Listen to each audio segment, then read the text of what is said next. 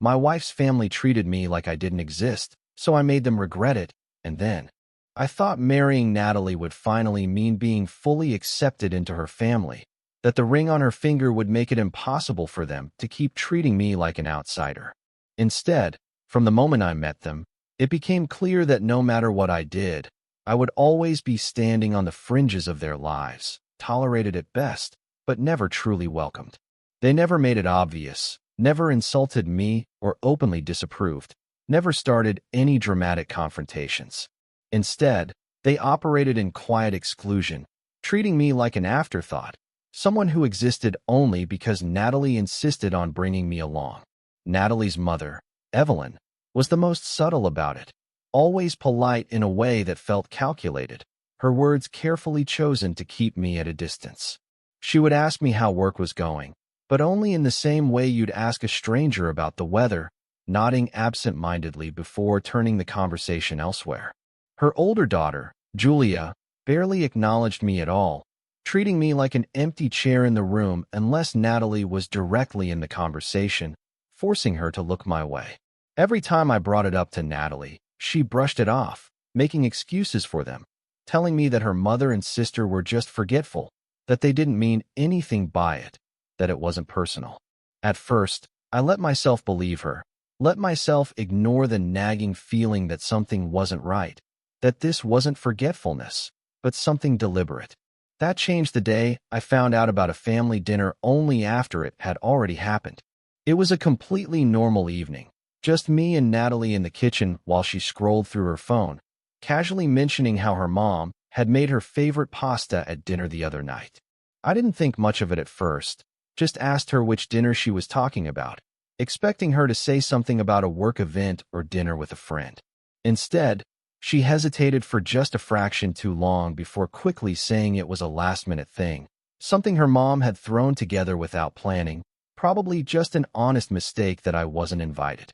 Something about the way she said it made my stomach turn, but I forced myself to let it go, convinced myself that maybe she was right, that it really wasn't intentional. Then it happened again, and again, and again. I wasn't in the family group chat. I wasn't included in discussions about holiday plans or birthdays. When Evelyn and her husband planned a weekend trip to the mountains, Natalie was invited without question, but I wasn't even mentioned. Every time, Evelyn had some smooth excuse ready. She hadn't thought I'd be interested.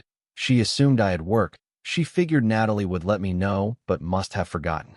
At first, I questioned whether I was just being sensitive, whether I was overreacting, but patterns don't lie, and this pattern was becoming impossible to ignore.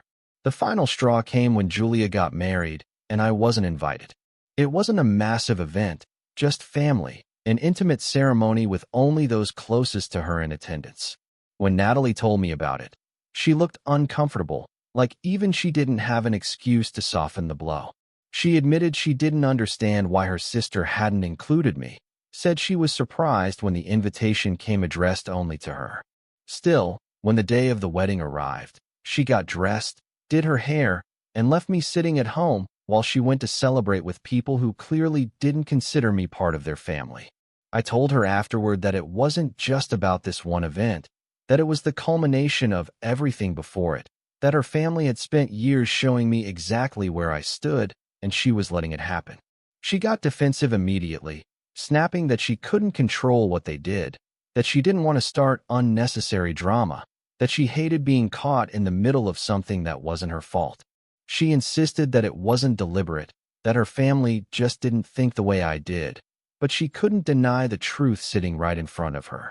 Then, a few weeks later, I overheard her on the phone talking about a family vacation, saying the flights had already been booked. I knew nothing about it. When I asked her, she looked guilty, admitted she had been invited but hadn't figured out how to tell me. When I pressed for why I wasn't included, she sighed, rubbing at her temples before saying it was one of those parent and kids-only traditions that her family had always done. That explanation might have made sense if I hadn't already noticed that Julia's husband was included without issue. That was when I told her the truth as plainly as I could, that she could go if she wanted, but if she did, I wouldn't be able to ignore what it meant. If she went without me, She would be confirming that her family was right to treat me like I was disposable, like I wasn't really a part of her life. Word of our conversation must have reached Evelyn, because before Natalie had even made a decision, I got a call from her mother, her voice filled with feigned concern as she accused me of making things harder for Natalie, of forcing her into an impossible position. She asked me why I was making her choose, why I was being so unreasonable over something that didn't really matter in the grand scheme of things. I told her calmly that I wasn't the one making Natalie choose, that all I had ever wanted was basic respect. I told her that I had been nothing but patient, that I had waited years for things to change, that I had ignored so many signs that I wasn't wanted because I loved Natalie and hoped that one day it would be different. Evelyn didn't have a response to that, only a soft sigh and an insincere promise that none of it was personal, that she had never meant to make me feel excluded. Natalie was torn. I could see it in the way she avoided the topic for the next few days, in the way she refused to look me in the eye when I asked if she had made a decision. But in the end, when the time came for the trip, she packed her bags, got in the car, and left. I didn't argue, didn't try to guilt-trip her, didn't even say much of anything beyond a simple, safe travels. I could tell she expected me to sulk, to be miserable while she was gone, to sit around waiting for her to come back so we could argue about it all over again. Instead, I had one of the best weekends I had in years, spending time with people who actually cared about me, people who had never made me feel like I had to earn my place at the table. I made sure to enjoy myself, made sure to laugh and relax, and make the most of my time. And when I posted about it online, just like I had expected, Evelyn saw it. Under one of Natalie's vacation photos, where she had posted something about how much fun she was having, Evelyn left a comment. It wasn't much, just a short little sentence. Too bad Jordan couldn't make it. I stared at it for a long time before I finally laughed, because at that moment, I realized something important. I wasn't going to wait around for them to accept me anymore. I had a different plan. When Natalie returned from the trip, I could tell something had shifted in her, though she tried to act like nothing had changed. She went through the usual motions of unpacking, showing me photos, sharing stories about the vacation, but there was something different in the way she spoke. She hesitated before mentioning certain details, downplayed moments that had clearly mattered to her, and whenever I didn't ask questions or press for more, she seemed almost unsettled by my lack of reaction. It wasn't until later that night, when she was lying in bed scrolling through her phone, that I noticed her jaw tighten ever so slightly as she read something, her fingers gripping the device just a little too hard. Without looking up, she muttered under her breath that her mom had texted her about my weekend, had sent some vague message about how it was interesting that I had been so busy while she was gone. I just smiled, shrugged, and told her that I had a great time, that it was nice to be around people who actually seemed to care if I was there or not. She didn't say anything for a moment, just kept staring at her screen, and when she finally looked over at me, her expression was unreadable. For the first time in years, I could tell she wasn't sure what to say, wasn't sure how to defend her family, wasn't sure if she even wanted to.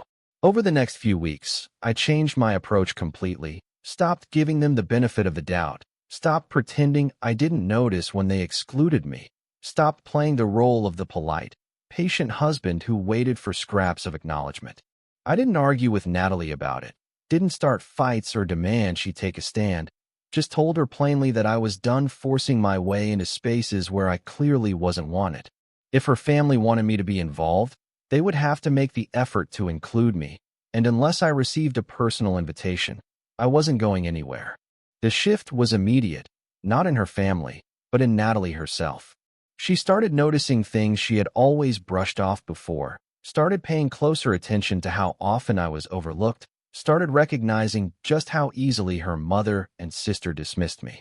The real turning point came a couple of weeks later when she was getting ready for her cousin's birthday party, casually talking to me about the details, mentioning the time and location as if I had been included in the plans all along. I stayed on the couch, didn't move to get ready, didn't act like I had any intention of going, and when she finally noticed, she hesitated before asking why I wasn't getting dressed. I could tell by the way she phrased it that she had assumed I was coming, had genuinely believed it was a given that I'd be there, had never even considered that I might not have been invited.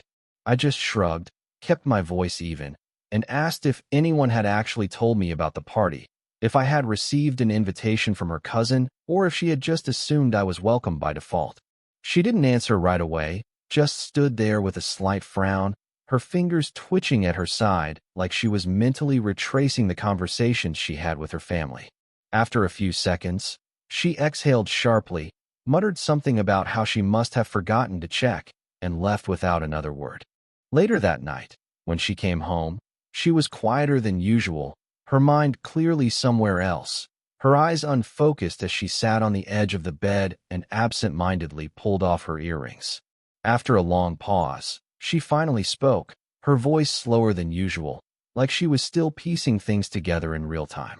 She told me that my absence had come up at the party, that her cousins had noticed I wasn't there, that one of them had even mentioned the family group chat while they were making plans for something else.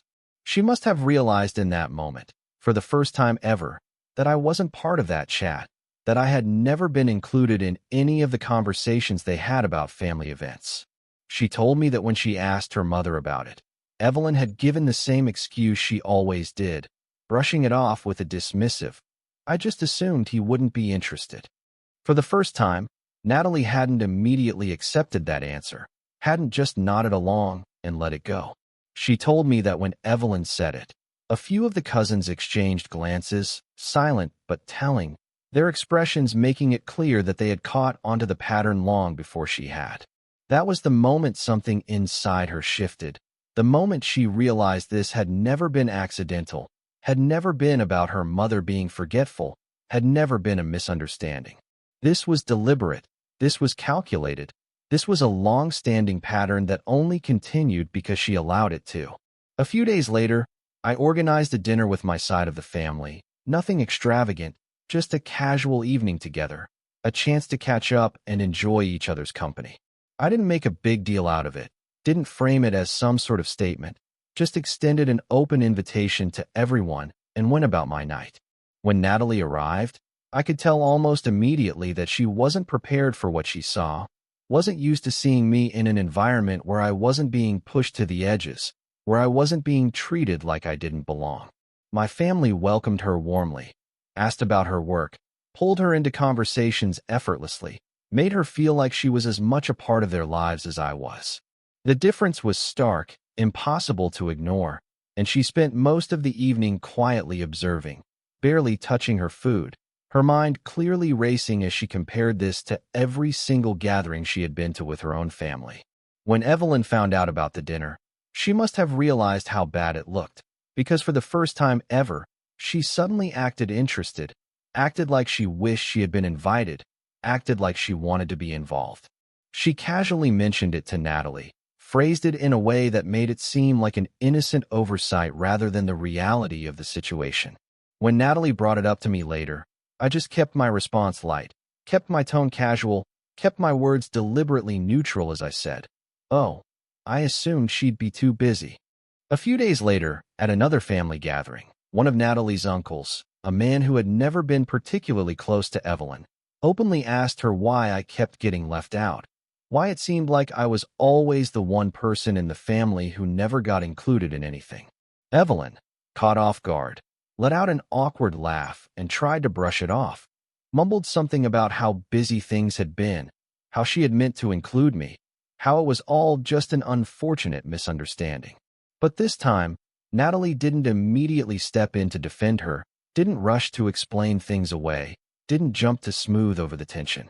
This time, she just sat there in silence, her eyes flickering between her mother and me, watching the way Evelyn fumbled for an answer, watching the way other relatives seemed unconvinced, watching the way I didn't even react anymore. That was the moment she realized I wasn't angry, wasn't hurt, wasn't waiting for an apology or a change of heart. That was the moment she realized I had already moved on, had already accepted the truth, had already started making decisions based on the reality of the situation rather than the hope that it might get better. That was the moment she understood that her family had already lost their grip on me, and that if they weren't careful, they were about to lose their grip on her too. When the next family trip was announced, I didn't even bother pretending to be surprised when I wasn't included in the plans. Didn't react when Natalie casually mentioned the dates while scrolling through her phone. This time, she didn't try to excuse it, didn't scramble to justify why her family had left me out again, didn't immediately try to defend them like she had so many times before. Instead, she just sat there in silence, tapping her fingers against the table, staring at the screen like the answer would magically change if she kept looking at it long enough. After a long pause, she finally admitted that her mother had told her weeks ago, had framed it as a long-standing tradition, had reassured her that it wasn't personal, just something they always did. I didn't even have to say anything for her to know exactly what I was thinking, didn't have to argue for her to realize how ridiculous that excuse sounded.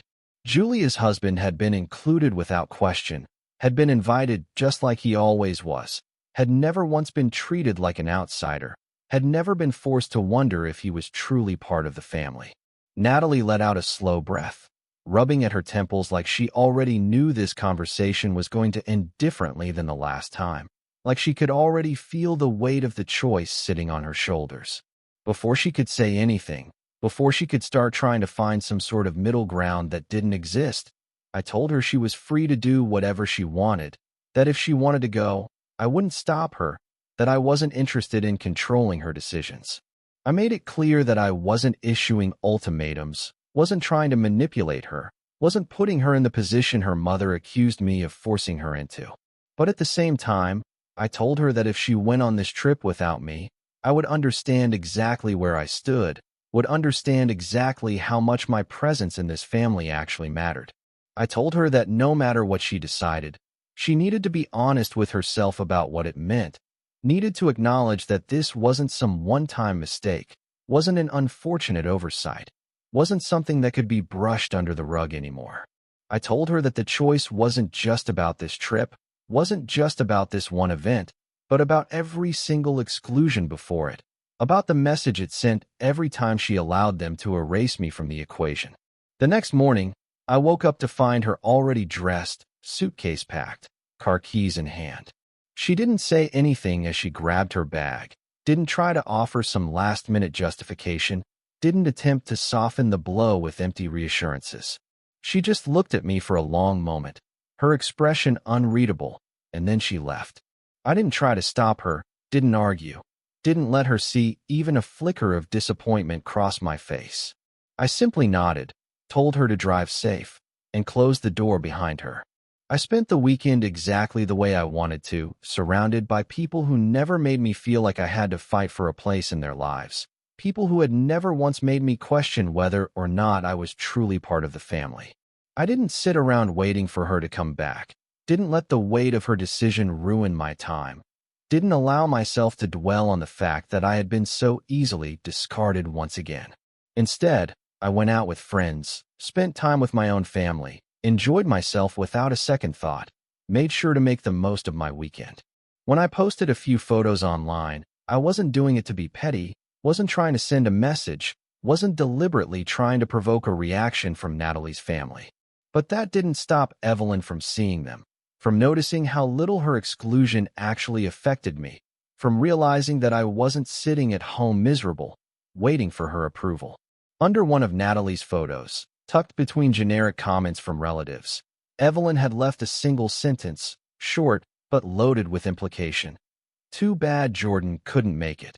I didn't even have to hear the tone of her voice to know exactly what she was doing, didn't need further context to understand that this was her way of trying to twist the narrative, trying to make it seem like I had somehow been the one to opt out. When Natalie returned home, something was different. Something had shifted in the way she carried herself, something unspoken but undeniable weighing heavy in the space between us. At first, she tried to pretend like nothing had changed, tried to act like things were the same as before, but it didn't take long for the cracks to start showing. I could tell the trip hadn't been what she expected, could tell that she had gone into it thinking she would feel at ease, only to realize that the absence of tension didn't necessarily mean the presence of warmth. She didn't offer many details, didn't share stories the way she usually did, didn't seem excited to talk about it like she normally would. Instead, she seemed restless, distracted, like something about the trip had unsettled her in a way she hadn't fully processed yet. Then, one night, she admitted it outright, her voice quiet but certain, her fingers tracing absent patterns against the kitchen counter as she spoke. She told me that she had spent the entire weekend waiting for her family to acknowledge what they had done, waiting for someone to mention my absence, waiting for them to act like they had even noticed that I wasn't there. She told me that it never happened, that they went about their days as if nothing was missing, as if my exclusion wasn't even worth a passing comment, as if my absence wasn't even significant enough to be acknowledged. She told me that she couldn't stop thinking about the way her mother dismissed the subject every time it came close to being mentioned, how she would smoothly change the topic before it could turn into something uncomfortable, how she would redirect the conversation like she was effortlessly erasing me from existence. She told me that she saw, for the first time, how easy it was for them to pretend I didn't exist, how little effort it took for them to keep me on the outside, how simple it was for them to carry on as if I had never been part of the equation at all. She told me that she couldn't defend it anymore, that she couldn't keep making excuses, that she couldn't ignore the truth staring her in the face. I didn't say anything at first, didn't try to push, didn't try to force her into any declarations, just let the silence settle between us as she worked through it herself. Then, after a long moment, I told her something that I think she had already known deep down, something she had been too afraid to admit before now. I told her that she didn't have to choose between me and them, didn't have to cut them off, didn't have to draw any dramatic lines in the sand.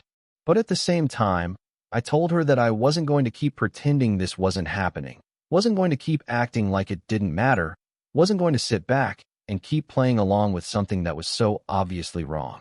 I told her that she needed to decide for herself what mattered to her, that she needed to be honest about where she stood, that she needed to stop waiting for things to fix themselves. I told her that she didn't owe me any grand gestures, didn't need to make any bold statements, didn't have to go to war with her family. She just needed to open her eyes. And finally, for the first time since all of this started, I could tell that she really, truly had. A few days after Natalie came to terms with the reality of the situation, her mother must have sensed the shift, because out of nowhere, she extended an invitation for dinner at her house. This had never happened before, not once in the entire time I had known them, not without Natalie having to press the issue first, not without it being some larger family gathering where my presence was tolerated but never actually acknowledged. I knew exactly what this was the second Natalie told me about it. Could already see the calculated attempt at damage control, the desperate effort to smooth things over just enough to make it seem like nothing had ever been wrong. Evelyn didn't want to address what had happened, didn't want to take responsibility, didn't want to admit that I had been right all along. She just wanted to reset the narrative, wanted to make sure that Natalie didn't drift too far from her grip, wanted to make sure that the discomfort she had felt on that family trip didn't settle into something permanent. I told Natalie that I would go, but that I wasn't going into this dinner blind, wasn't walking into their house unprepared, wasn't giving them the opportunity to pretend like this was just a friendly gathering without consequence. Before heading over, I stopped by a store and picked up a framed photo of me and Natalie from our wedding day. A simple but elegant picture, one that showed us both smiling, looking genuinely happy, looking like two people who had chosen each other without hesitation. When we arrived, I handed it to Evelyn without ceremony, watching as she took it with stiff fingers, her expression carefully neutral, her lips pressed together like she was biting back the first response that had come to mind. She stared at it for just a second too long before forcing a polite smile, shifting it in her hands like she wasn't quite sure what to do with it, like it didn't belong. Before she could find a way to brush it off, I gave her a pointed look and told her, in the most casual tone I could manage, that I had noticed there weren't any pictures of us on the family wall, so I figured I'd bring one to fix that. Her fingers tightened around the frame, her jaw tensed ever so slightly, and for a moment, I could see the exact thought running through her mind, could tell that she was already trying to figure out how to spin this, how to make sure it didn't turn into a bigger issue, how to keep it from becoming something she couldn't control. Inside, the seating had already been arranged, names placed carefully in a way that made it clear this wasn't some hastily thrown-together meal, that every placement had been decided with intention. Natalie's spot was at the center of the table, positioned comfortably among her immediate family, surrounded by the people she had grown up with, the people who had never once made her feel like an outsider. My seat, however, was at the very end, so far from the main group that it almost looked like an accident, almost seemed like an oversight, almost could have been excused as something unintentional. I didn't hesitate, didn't let them control the narrative, didn't give them the satisfaction of brushing this off as anything other than what it was. As I pulled out my chair, I let out a short, sharp laugh, just loud enough to catch the attention of a few people at the table, just enough to make sure my words wouldn't be ignored. I made a joke about being seated in the forgotten in-laws section, about how it was nice to finally have an official spot instead of just being assumed absent. Silence followed immediately, a heavy pause in the air as a few of Natalie's cousins exchanged uncomfortable glances, as one of them quickly raised a napkin to hide a smirk, as Evelyn forced a thin chuckle that didn't quite reach her eyes. She tried to brush it off, tried to act like it had been an honest mistake, tried to tell me that they had just put names down quickly without thinking much of it. I nodded along, kept my expression relaxed, acted like I wasn't even slightly bothered, then responded in a voice that was just as light, just as casual, just as carefully controlled. I told her that it was fine, that I had gotten used to being left out a long time ago, that I wasn't really expecting anything different at this point. Across the table, Natalie's uncle, the same man who had called Evelyn out once before, leaned forward slightly, taking a slow sip of his drink before raising an eyebrow in her direction. His tone was almost amused when he asked if I had finally been added to the family group chat, his words deliberately sharp, his voice carrying through the entire room.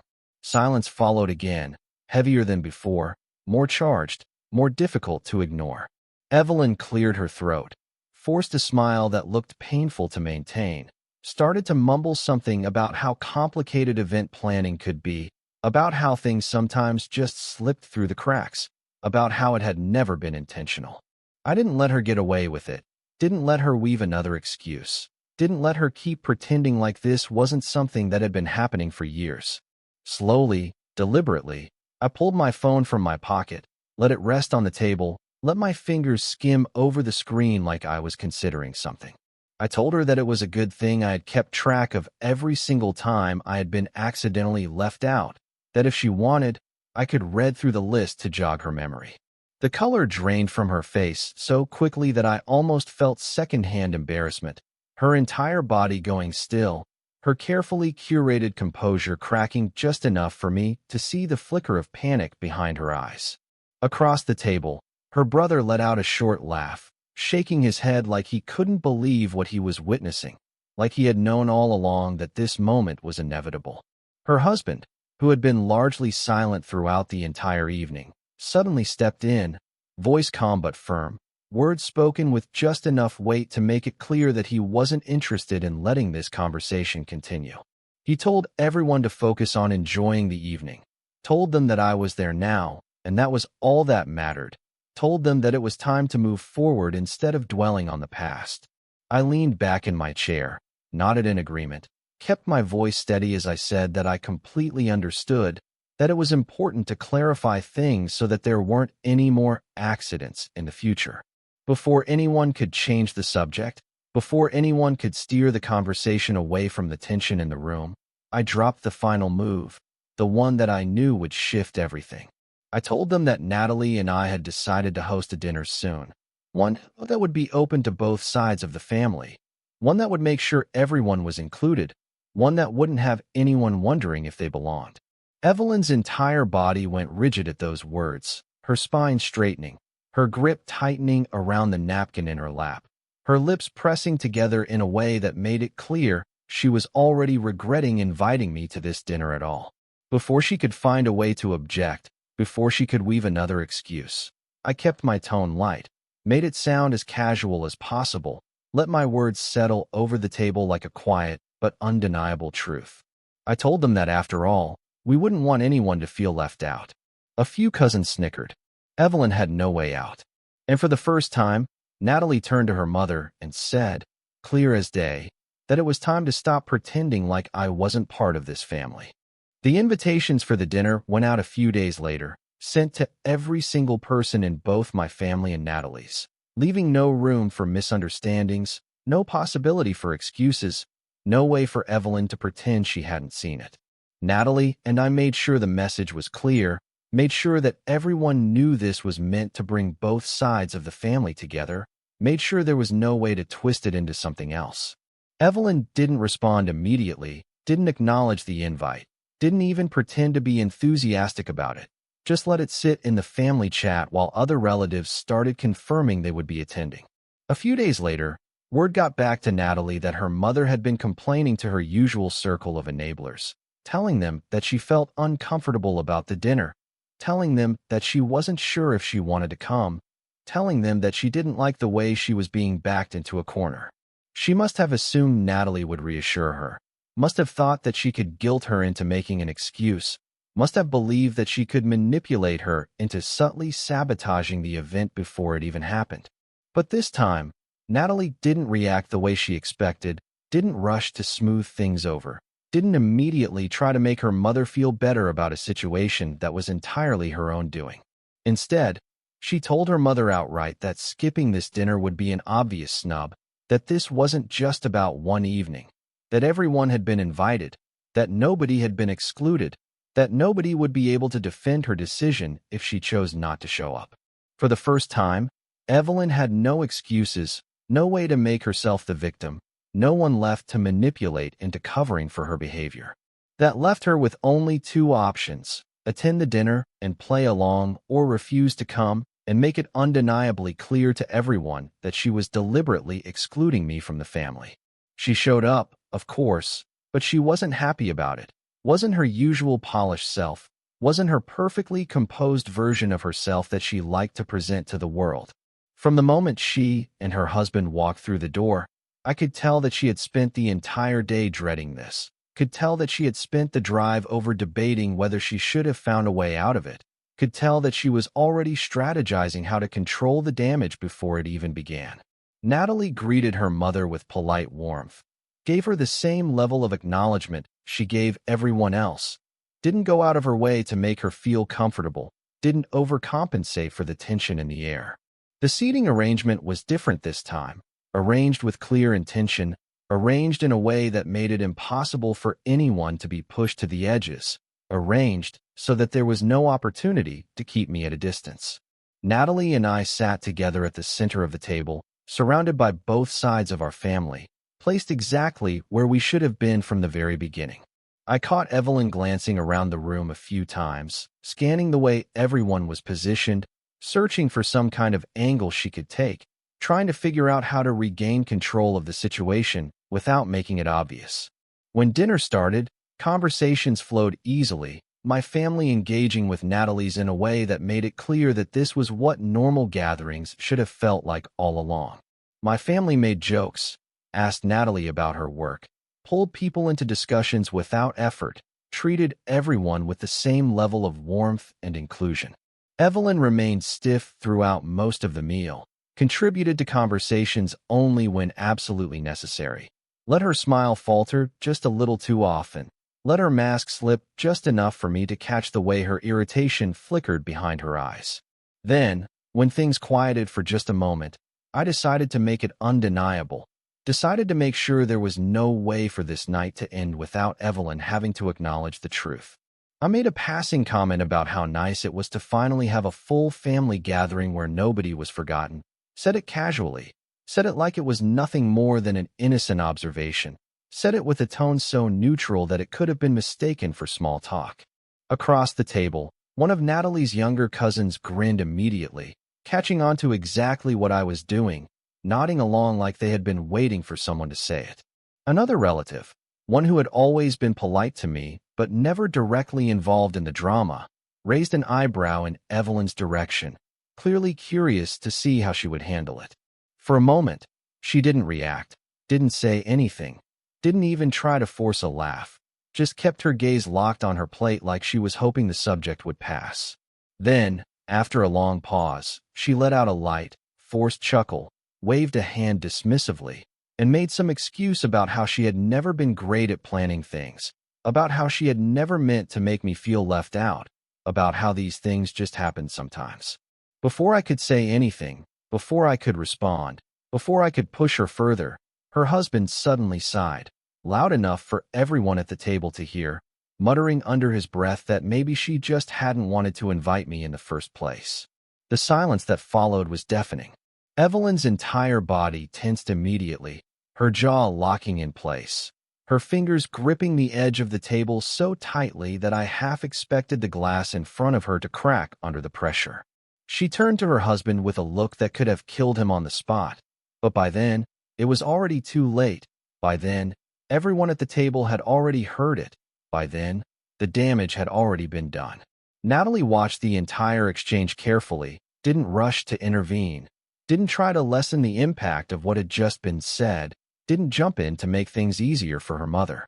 Then, without hesitation, she turned to Evelyn and, in the calmest voice I had ever heard her use, told her that it was time to stop pretending like she had never treated me like an outsider. Evelyn's smile twitched ever so slightly, her carefully maintained composure wavering for just a fraction of a second, her silence stretching longer than she probably realized. She must have realized that she had no way out of this, must have known that anything she said now would only make her look worse, must have understood that she had finally backed herself into a corner she couldn't manipulate her way out of. With a dramatic sigh, she suddenly pressed a hand to her forehead, muttered something about not feeling well, and stood up abruptly, excusing herself from the table before anyone could say another word. Nobody went after her. Nobody tried to comfort her. Nobody acted like she had been wronged. Nobody pretended like she was the victim. As she disappeared down the hallway, I exchanged a glance with Natalie, didn't need to say anything, didn't need to put it into words, didn't need to discuss it further. The way she had stood up for me, the way she had chosen to address it head-on, the way she had finally refused to let her mother get away with it spoke louder than anything else. Evelyn had spent years making sure I was the one left out of the family. Now, for the first time, she was the one sitting alone.